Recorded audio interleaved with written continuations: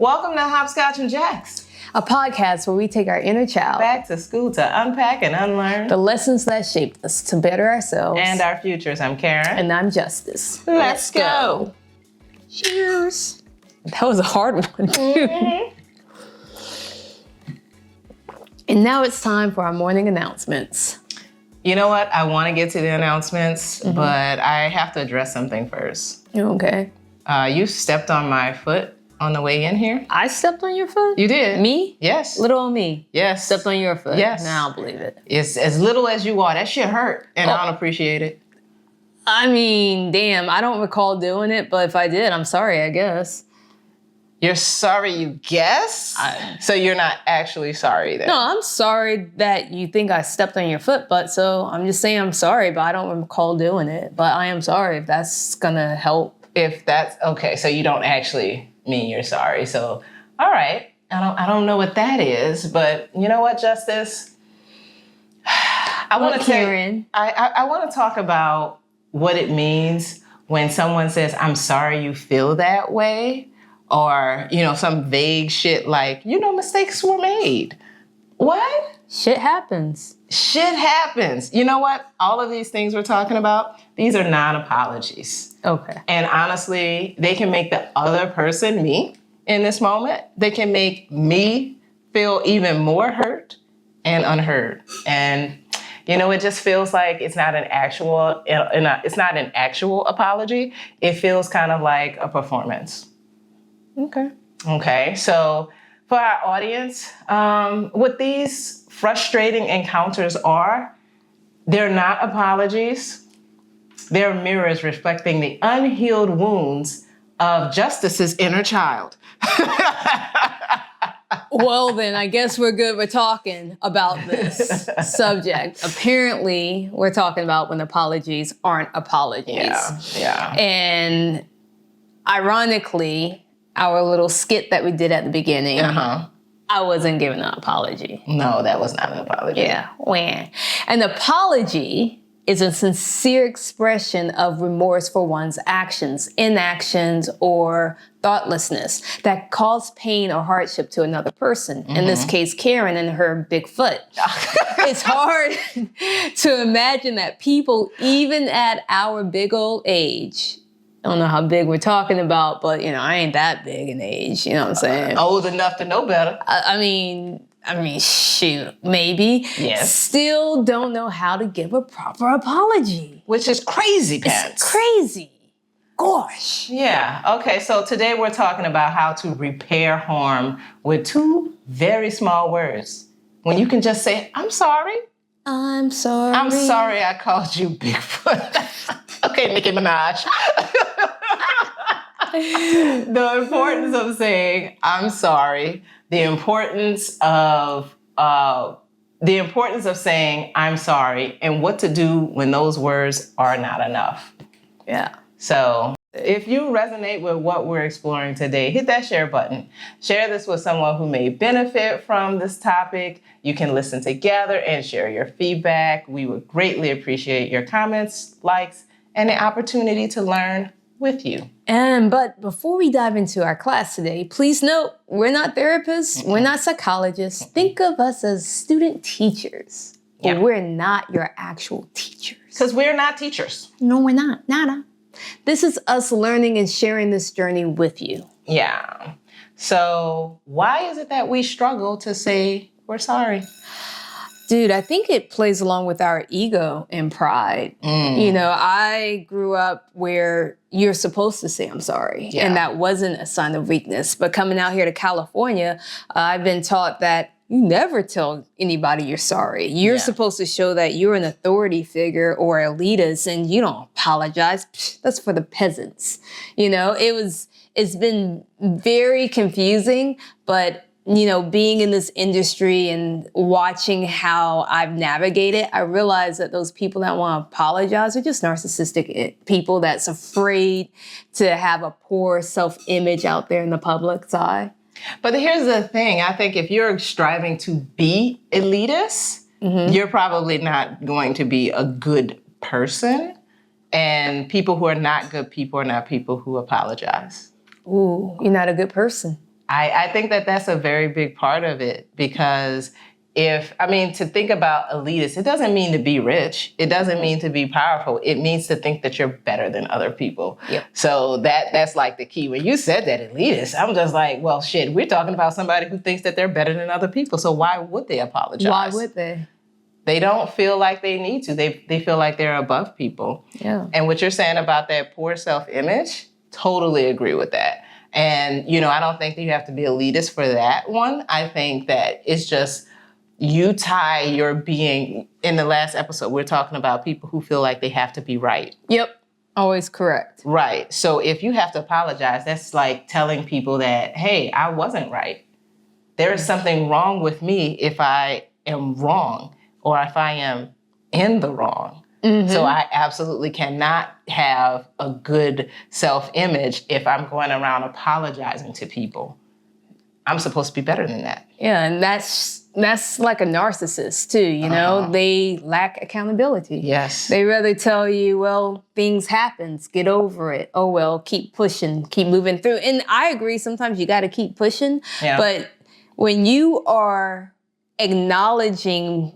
by not acknowledging the fact that you were in the wrong with those type of minimized words and putting someone in a position where you're trying to make them feel like they're doing something wrong by bringing up, yo, you didn't follow through on that. Yeah. You're supposed to be accountable for your actions. Right. And you want to act like a big bad wolf? Well, poof, poof, poof, the truth comes out eventually, right? But accountability is very important. Yeah. And if you're not willing to show accountability, then why would you apologize? Right. And I think a big part of that is that we fear the judgment that other people have against us. We think that we are less than.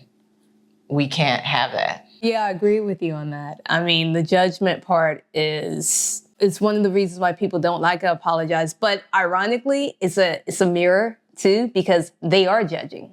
They judge others, so they automatically assume they're being judged. That's a big part of judgment. You know what I'm saying? So if you're judging me, that means you're definitely judging yourself. Yeah. And so you don't want to look at yourself as being less than or not worthy. So therefore, I'm not going to apologize.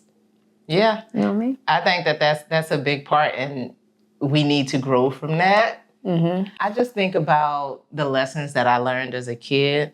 The fact that when the first times I apologized, it wasn't because I was actually sorry. Why did you apologize then? Because my mama told me to. You know? You said, I'm going to get a beating if I don't apologize. I mean, I remember several times being a child, being up to my mom's knee or her waist, and she's standing next to me saying, now you apologize for that. We were taught how to behave until we learned, maybe it was empathy. Mm. We learned that, okay, I caused harm and now I have to repair that harm. We didn't come into the world with that. We learned it from parents, and that's conscious parenting. And I think a lot of people don't get a lot of that now. They don't. Or they didn't get it when they were a kid. Yeah, and that's that emotional attachment that they lose as they get older. And so they can't connect on an empathetic level. Mm-hmm. They can't put themselves in the other person's position and be like, oh man, that kind of sucks for someone to say that to me. So therefore, let me apologize for saying it to them. Yes. And a lot of times they have this wall up that is hard to get through. And then eventually people stop trying to get through that wall and just keep it moving. Yeah. So. Absolutely. I think that is a big thing that we must learn if we're going to be better people for the rest of humanity and not be narcissists. Yeah. So let's talk a little bit about what a bad apology looks like. You want me to go first or you go first? I mean, I can go. I can speak on it. Like the skit we did earlier, bad apologies. But I was good at giving the bad apology, though, wasn't I? Yeah, it was great. You could be an actor. Yeah, thank you. Yeah. Got a little validation right there. Yeah, a little bit. Dog. A little bit. But yeah, a bad apology looks like not actually having remorse. I'm sorry you felt that way. So you're not actually acknowledging the harm you caused. You're only acknowledging that you are being called to the carpet. Mm-hmm. And you're saying, oh, okay, well, I'm sorry then. Yeah. When someone says, I'm sorry that the words that I used made you feel this way, it's one of, like, for me, it's like, is that considered a good apology? Or can you actually, because I went through this a few months ago and I was like, it wasn't the words you said, it was a situation and you tried to make me feel stupid because my phone would not work and it kept cutting out and then my internet kept going down. So there wasn't a way for me to communicate and you would just focus on your frustration. And here I am running around my apartment trying to figure out, can you hear me now? Can you hear me now? Can you hear me now? And you're just getting frustrated. And it wasn't the words you said, it was how you reacted. Yeah. It was your impatience. It was the fact that you were so concerned with you when you knew I was busy, but I was still picking up the phone to talk to you. And you didn't acknowledge that. And I want to be clear that we're not talking about me. No, we're not talking about her. Because I talked to her after the situation to try to figure out how can I get my phone to work. But it was trash. And it was like, and then the next day you want to talk about it. And I'm like, you know what? I just don't have the capacity right now to deal with this because I got other things to deal with. And you still insisted on calling and giving me this apology. And the words you used were, I'm sorry if the words I said made you feel like this. No. And it's like, that wasn't it. No. That wasn't it. That wasn't acceptable. And then you're a grown-ass woman, too. In the same digits higher than me. So there's a problem with that. Older than me and acting this way? Yeah. Dude. So I was happy that one we had to separate. separated herself from me. Yeah, I mean, to me, that is a lack of, like, remorse. And it's like she was not seeing herself in the situation. She just acknowledged, yeah. So, but she's not seeing her own part in it. She's only seeing that you have a hurt feeling. And she's like, I'm just going to repair your feeling without actually feeling anything myself. Exactly.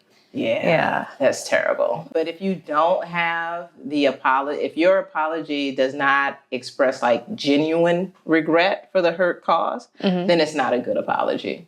Absolutely you should probably not. work on that. And another bad apology is blame shifting. Yeah. You know, it makes the recipient feel like they are the problem, such as I'm sorry you feel that way, exactly what I was just saying, or the use of but.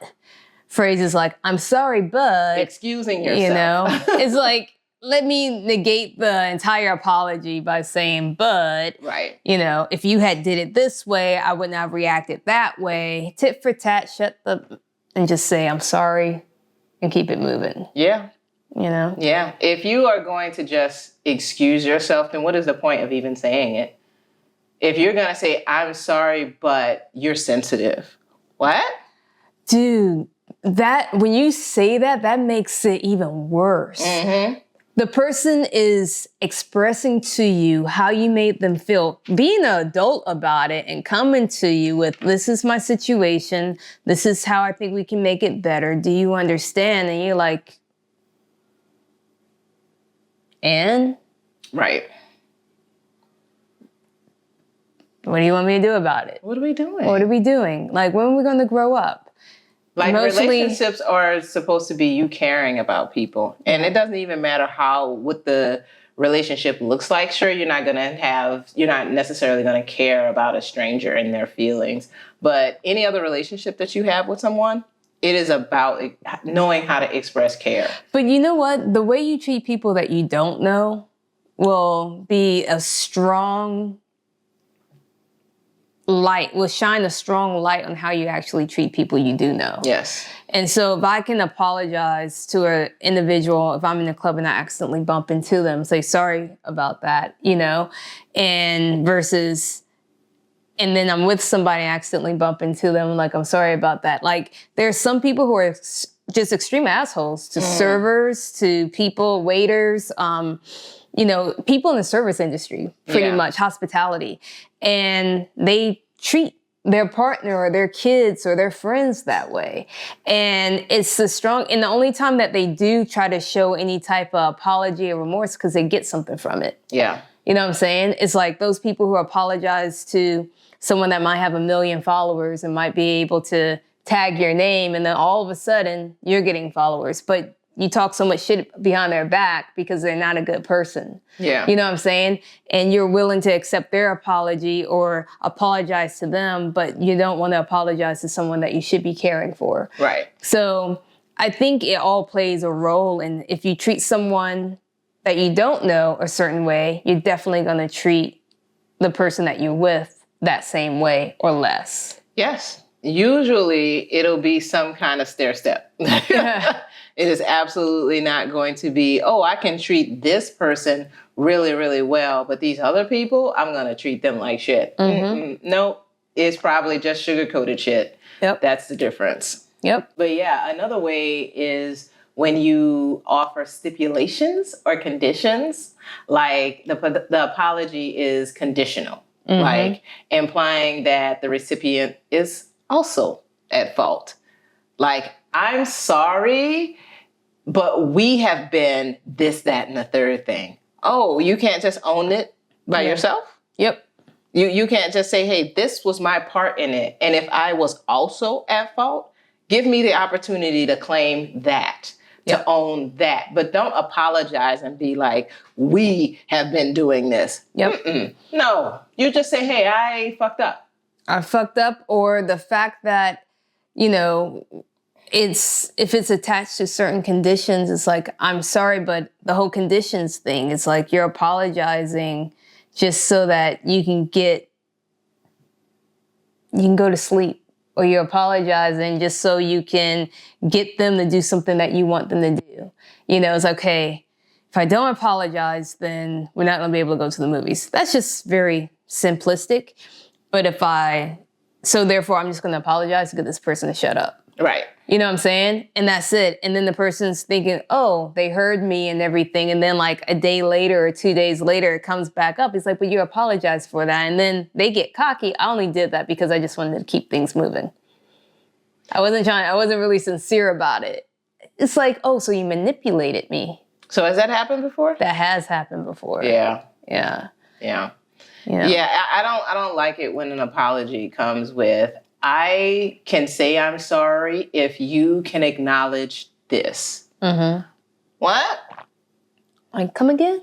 Who? No, don't. Then you're not actually sorry. You know what happens when shit like that happens? You know that story about the boy who cried wolf? That's what happens. Every time you apologize to me, I'm not going to believe you. Yes. And when you do really mean that you're sorry, you've already burnt me so many times that last sorry is just like, well, you can sing it to me all you want. I apologize. Believe me, I do. All right, Anita. And I'll be like, keep on moving, don't stop, go. It's like, it's done. You know what I'm saying? That's trash. Yeah. And then another bad apology is the apology that emphasizes my pain and my remorse rather than the pain that I caused you. Narcissism. Narcissistic individual. Yeah. That happens all the time, dude.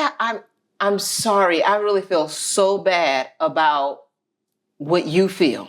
And I'm just going to start crying. Yep. Because I feel so bad. And I had like a really hard day and I had all this stuff going on and I just couldn't control myself. Why can't someone just understand that this is the pain that I'm dealing with? And if it wasn't for that, then maybe I wouldn't have done this. But, they turn the pain all on them and that you start saying, I'm so sorry about this. Like, how can I help you? Yes, please, comfort me. Comfort me. Here, next time that happens to me, I'm going to be like, you want a little pacifier for your bullshit?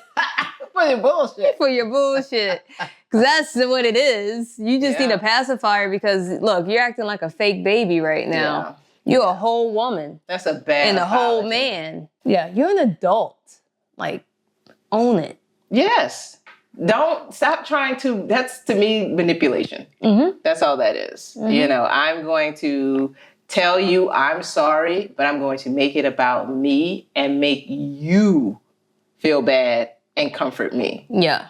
That's the scariest thing. 'Cause that's happened to me too. And I'm just like, what just happened? Yeah. Why do I feel bad? Yeah. Yeah. And I was sitting here, mad at them when they were going through so many things. No. Yep. No. Terrible. Terrible. So another way, that is just an intent to control. The apology is given to silence the other person, to avoid their disapproval, and to manipulate their emotions. And this lack of change behavior is given without a true commitment to change. And the harmful behavior just remains the same. Yeah. And it starts showing up in your life so many different ways. Like it might not even be the same person, but it'd be the same situation. And that's when you start noticing the patterns. And how many times do you put yourself, because we have to own up to the fact that we have put ourselves in certain positions to allow other people to think they can come at us like this because we haven't said that's a boundary and you're crossing it. And I need to make sure that I hold up to my boundaries. And it doesn't matter who you are. I don't care if you're my mama. If you're my mama, I don't care if you're my sister. I don't care if you're my brother, father, friend, foe, hoe, any of that goes. I'm going to let you know, no.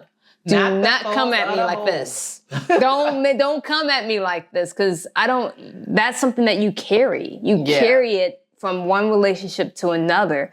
And until you are able to heal that inner child and what continues to allow what you continue to do, put yourself in those situations, you're going to have to relearn it over and over again. Oh, I just wanted to speak on that last piece. Like, yes, friend. The thing about it is, because you talk about sometimes you're just in the same cycle and you just keep repeating those things. Like, I think that's a very big problem with people in relationships. And that's usually, it could be friends, but it's also familial. It is also something that happens at work.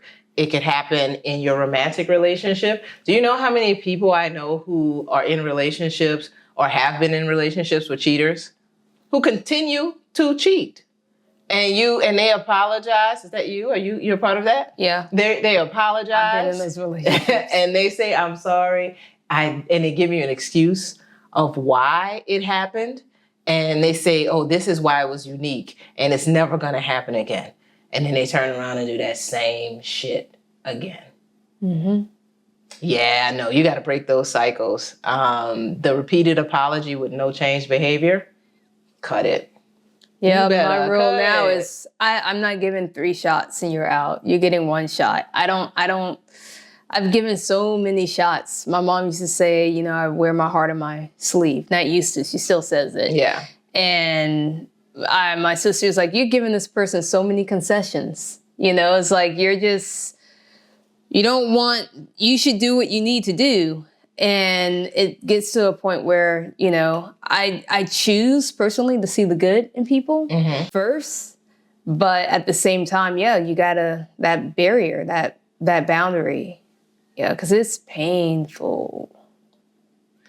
Absolutely. Absolutely. We have to stand firm on our boundaries and, protect ourselves. Like, that's a part of the inner child work, saying, you know what? No, hey, I did not protect my inner child. I did not protect myself back in the day. And now I am trying to heal this issue because of this past pain. And I'm no longer going to do that. Nope. So how does this connect with our inner child? I mean, we mentioned it earlier, like, as a child, it may have been taught to you as a sign of weakness. It's something that... You mean giving apologies? Yeah, when you give an apology, it's a sign of weakness. Never apologize. Never look at yourself as if you're ashamed of what you've done. Never second guess yourself. But what that causes is an individual that's just going to be so headstrong and think that it's okay.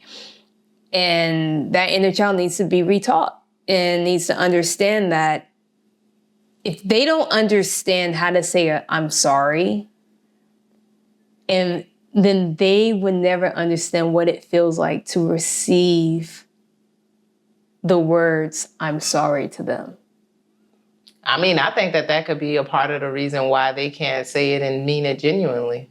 Yeah. Like maybe they grew up without receiving apologies, and they don't know what it's like to receive it, and therefore they can't give it. You know, it was never modeled to them.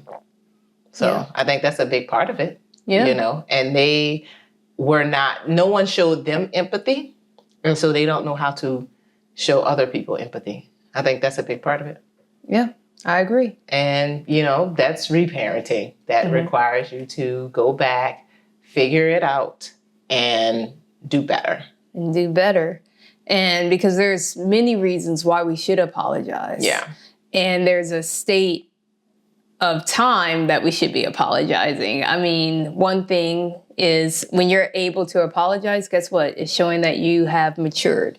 And maturity and growth is an essential part of getting through your life. You can't stay in the same mindset that you were 5 years ago, 10 years ago, 15 years ago. You know, you have to be ready for change, to take responsibility and accept fault. When you understand what it means to accept fault and responsibility, then you know what to expect for others to accept fault and responsibilities. Yeah. You know? That's my take on that. What about you? I agree with that. And I'm always going to come back to the empathy. I feel like that is what we are missing in this world. I mean, we're not going to get into it, but, you know, like... let's get into it. Oh, no, we're not. Because we're not teachers or psychologists. Right. And we're also not a political podcast. No, we're not. But we know what a lot of things that are going on in this world, especially in America right now, is because there is a lack of empathy. We live in these echo chambers where we have totally stopped empathizing with other folks on the left or the right, you know, and I don't think that that's good. I mean, there are obviously reasons for that, but I think that we have lost a key part of humanity where we just don't see how other people feel or care about how other people feel. I know. And it goes back to history, like, you know, rewriting history isn't a way to heal, you know, it's a way to hide the emotions such as regret and remorse. I think in 2020, there was so much regret that was going on with people in the United States. And it's like, you can't do that. We need to just keep moving forward and let's pretend like it doesn't happen. But the thing is that it happened and we need to empathize and we need to understand a better path for us to work together, not against each other. There is no left, there is no right. We're all the same. It's okay for us to have difference of opinions, but to put us in a situation where we want to fight each other, it doesn't seem American to me. And, you know, I think we can do better. But let's just keep it moving because politics isn't anything that I would like to discuss right now. Absolutely. I just want to say that it feels very American. But anyway, it feels like it's the ideal of what America... The ideal. Yes. I agree. Yeah. Not the actuality. But yeah, like expressing the desire and a willingness to make things right and to make change, I think, and actually doing that, you know, finding a way to atone for things is really how we actually move forward. If we want to just like shutter our emotions and put walls up between us and say, you know, I'm right, you're wrong, or, you know, I'm not going to apologize because I see my side and I refuse to open my eyes and ears to your side, that is only a way to keep us divided. So how do you make a sincere apology? Well, first thing, you have to use the words, I'm sorry, and I apologize. And you have to name the offense. Okay. You have to say that you're specifically sorry for this thing. So like in our skit, I should have said, I apologize for stepping on your foot. Yes. See how I did that? That was easy, right? Okay. Should have been. shoulda, woulda, coulda. Right. And you have to follow through with not stepping on my foot again. You can't be like, I'm sorry. Let me do it again. Then keep your big foot away from my little foot. Again, back to the big foot, Nicki Minaj. It is what it is. Sorry. Yeah. Was that an apology? It is what it is. No. Okay. See, you can't even do that. I said what I said. You absolutely can't. I can't do that either. I said what I said. The thing about making a sincere apology is, making sure you change that behavior. So with that said, let's get to homework. Yeah. You know what I'm saying? I think that was a good class. I think we understand a little bit better about apology and then a not so apology. So let's take some time to consider your relationship, your friendship, your personal relationship, your work relationship, anything that ends with a ship, figure it out. Cruise ship, it's all good. And the last time you had to repair a situation with an apology, did you do it in a way that we outlined here? By taking accountability, for asking for forgiveness, and making amends in a tangible way that showed changed behavior. If not, consider going back to the person with those tools and making amends the right way. Mm-hmm. Yeah, you should do that. You should try it out. Now, I will say again, we're not therapists or psychologists or anything. We're not even a teacher. So if they don't accept your apology, you have to be okay with that as well. So, and again, this is just a suggestion. I'm not saying go do it because, you don't need to be going a psycho in a relationship where a person has a restraining order against you. That's not appropriate. No, definitely don't do that. We're not cops, but we're absolutely saying that that's probably, don't be a psychopath. Don't break the rules of your restraining order. And I don't know if it's necessary to go Stop all stalking the way, people. I don't know if it's necessary to go all the way back to the person in middle school who screwed over. Unless you were, bullying them for 4 years of high school, you probably can just let some of that go. All I'm saying is don't be doing something that you shouldn't be doing. You want to make an apology, you want to go back and apologize to someone, that's cool, but if you're not supposed to be talking to that person, don't be talking to that person. Especially when it's legal. Don't find a new way to talk to them. Leave them alone. Just stop talking, leave them alone. And you know what time it is? It's time to go after school. We take a dip in the pool, which is really on the wall. Wiggle, wiggle, wiggle. I got a color TV so I could see the Sparks play basketball. Swish. Did you go to that game recently or something? I did. Yeah, thanks for the invite, friend. I was at the fan appreciation. Thanks for the invite. I'm sorry. That's so we've been going to it, and now all of a sudden, I don't know. You got a new partner to take. Let's just keep moving. Not another podcast. You know what I'm saying? Whatevs. So, what are you working on, Karen? Had to get that off my chest. It's okay. It's okay. You're cheating on me with the sparks. It's okay. Who were you cheating on with when we were playing spades? I didn't cheat on you. You did? No, you did. It's just I knew I had a winning partner, and I decided to go with Cliff. How many times have we won together? Yeah, How many times have we lost together? Not as much. Okay then. But how bad did Cliff and I win? I wasn't even there. I was going for. You were too there. You were talking about the last time we played, but the time you played with Cliff, it was because I was not there. Yes. And then you threw me over the next time. I didn't even get an apology for that. Did I have to apologize? No, you don't. What am I apologizing for? Being a winner? Let them theory. For being a winner? For being a winner. Anyway. She's mad because we kicked ass. It's okay. But it's okay. It's okay. I don't apologize for winning. Okay. No loyalty. I apologize for making you feel that way. This is how we see that she has no loyalty. Listen, when it comes to spades, when it comes to spades, it's a whole nother game. You know what I'm saying? These hoes ain't lawyers, what we know. Anyway, what are we working on, my friend? I know I'm still working on my writing. What are you working on? You're writing still? Yeah. Yep. That's going to be the answer for a while. Yeah. Yeah, well. Yeah. I'm going to I'm working on my communication still. I think I've gotten better. What do you think? Shut up. You didn't You give just me an mad apology for kicking your butt in spades. Why should you ripped it up to $1 million? It's not even about the space. It's not about the fact that you won. It's about the fact that you walked in and was like, Cliff, my partner. She can't even say anything about it. Yeah, I did that, y'all. She did. I did that. If you're a spades player, you know what? You know how it is. Yeah. Let's just keep it moving. What are you doing for self-care? Getting over the fact that you lost? Oh, no, I don't have to do that. You know, again, my worth is secure regardless of whether or not I've won a game of spades or not. Boom. How about that? Oh, I like that one. Yeah. I'm still working on my puzzles. I am probably going to take a little bit of a break from them because I want my kitchen table back.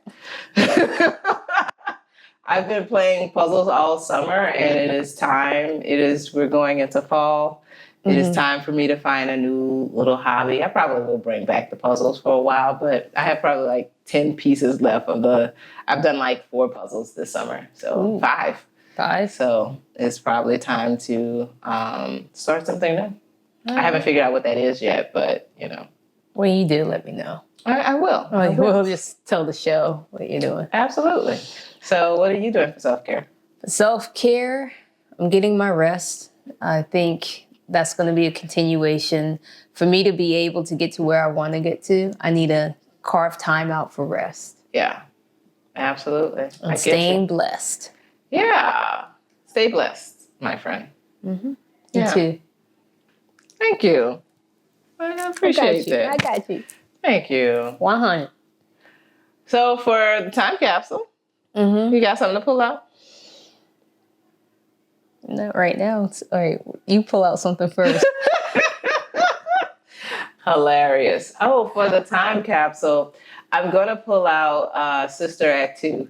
I don't know if you've seen. Yeah, I've seen them all. It's a classic. That's a classic, dog. For sure.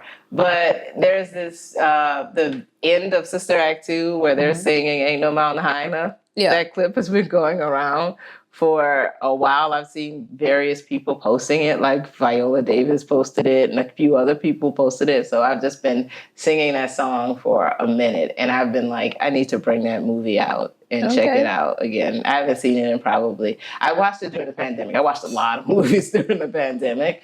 And I'm going to bring out Sister Act 2 because I love that movie so much. Yeah, well, I think for my time capsule, I'm going to go back to living single in the 90s. I used that already. Well, I'm taking it back because, I think they're supposed to be doing a reunion. Yeah. I think they're doing a reunion 2026. Where they're talking about people? I mean, where they're doing like an interview? I really hope they just do a new show with them today at their age and if they're still living single and why. That means Kyle and Max would have broken up and I don't like it. Maybe they didn't break up. Maybe they got back together. This is the thing. When they did Living Single, they were supposed to represent an age group, a demographic, like in their 20s, right? Mm-hmm. And so now they're an older demographic. Are they still living single? If so, like what happened over the 20, 30 years that the show has been off air and they've come back and like how did these characters grow and what did they grow into? I think that's a cool little thing to learn. And then, give me some advice because I definitely grew up too. And I'm living single right now, so I need some advice. Yo, Queen Latifah. Yo, what's up? Why am I living single? I was about to say that I don't want to see a reboot where they are living single because that means Max and Kyle aren't together. That means Obi and Sinclair aren't together. That means Queen Latifah isn't with Scooter. Khadijah isn't with Scooter. And that means Regine doesn't have her millionaire. However, if Khadijah is gay, then I could be down with it. Give us some character growth and change, Yes. Let the characters mature. Yes, and be gay. And extra credit. Okay,